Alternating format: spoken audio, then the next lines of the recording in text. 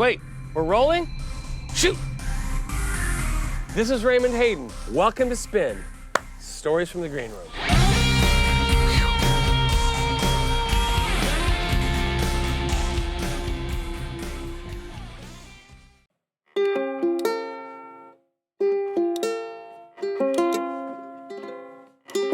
Oh, sorry.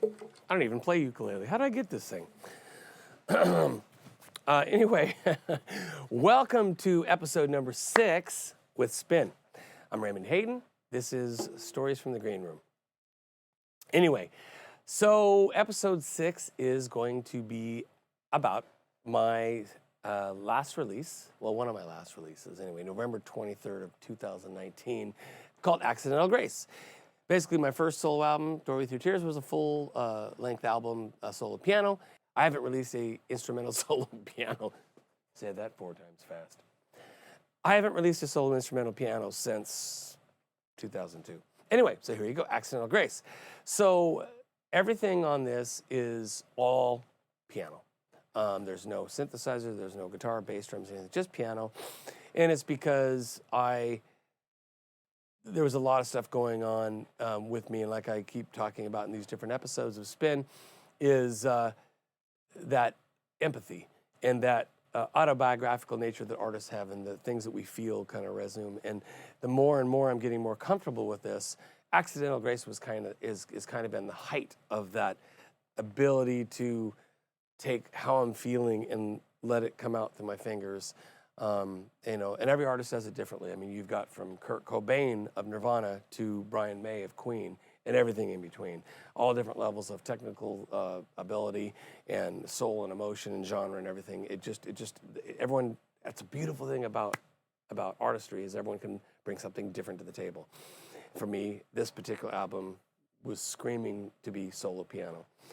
And the reason the name of the album is called Accidental Grace is because, again, that snowball has been getting bigger and bigger and bigger, kind of built up to COVID, which is kind of the crux of just, this clash of people, hitting each other instead of coming together when they really should have, when we really should have. And so when I was writing these songs, I would be sitting out back and having downtime, and I just get this feel of inspiration. I can't really tell you what that is. You just knew it was time to write, and I'd go in and write. And so every single one of these songs on this album, the title of the song came from how I was feeling at the time.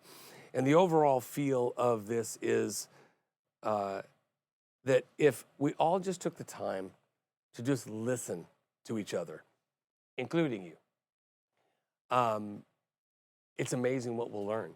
Because a lot of the times, when people act out, they're angry or they're sad or they're snappy or they're sharp with you or they're short with you or whatever, that's most likely doesn't have anything to do with what maybe the two of you are having a confrontation about or a conversation about, dialogue about.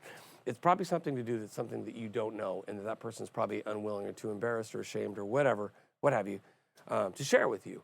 So when we walk around, if we could just think about that when someone, when we have a confrontation or we have some sort of an interaction that maybe isn't pleasing to us or doesn't fit our narrative of what normally should happen, is just maybe take a breath for a second, just think, maybe there's something else going on. And, you don't always need to be kind and don't always need to lead with love.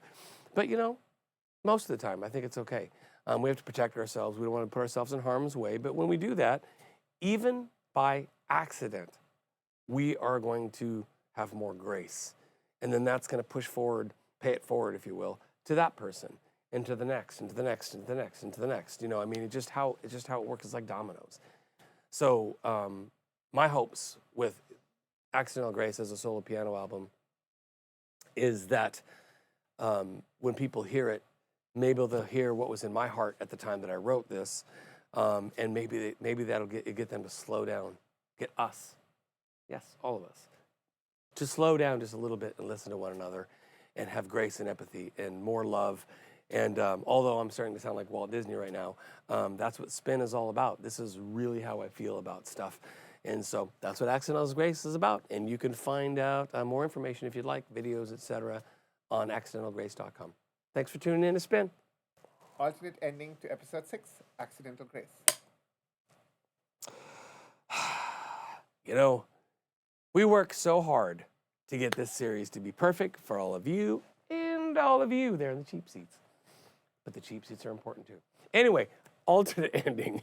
So I forgot to mention, I didn't remember, as my wife would say, to mention, one of the cool things about Accidental Grace is it was a huge collaborative effort, meaning, like I said, the album was released as 9 songs that were instrumental, piano only, but then I reached out to a bunch of different artists, visual artists and recording artists, musical artists, and said, hey, I want to send you the song, and I'm going to send each one of you an individual song and have you collaborate, meaning if you're a musician, take the song and add to it what it inspired you to add to it, or change it up. And as visual artists, what does this music inspire you to do? So let me get my notes here. Got to be professional. So real quick, so on the music side of things, Regan Lane was he collaborated with me on Rain, and that is fantastic. It's on the website. You can check that out as well. Paul Sautel collaborated with me on Gods of War, and Jessica Lynn Whitty collaborated with me on Silent Prayer. And they all did completely different takes on it. It's fantastic. Also, Travis Larson did a really cool version of Awakenings, that is. Travis Larson, if you don't know him, is TravisLarsonBand.com. Check him out. And then Lee Gregory, who is an amazing pianist, keyboard player around here, also did one on the album as well. I think he did a couple, actually. You can check that out on the website again. As far as the visual end goes, photographers Rosie McPherson, graphic design artist Jackie Sautel, Savannah Taylor, who's one of my closest friends. Now she goes by Savannah Joy of Embrace Your Wild, did photos as well. She also shot photos for Jessica and I's engagement. She's one of my closest friends, love her to death. Cliff Lennerman, who is my Sifu for martial arts and one of my mentors in life. And then also Shay Wingett, who's an amazing local photographer, her husband Jeff, and their daughters and son, just an amazing family. So those collaborations are on the website as well. And that completes this alternate ending. Thanks again for tuning in to Spin.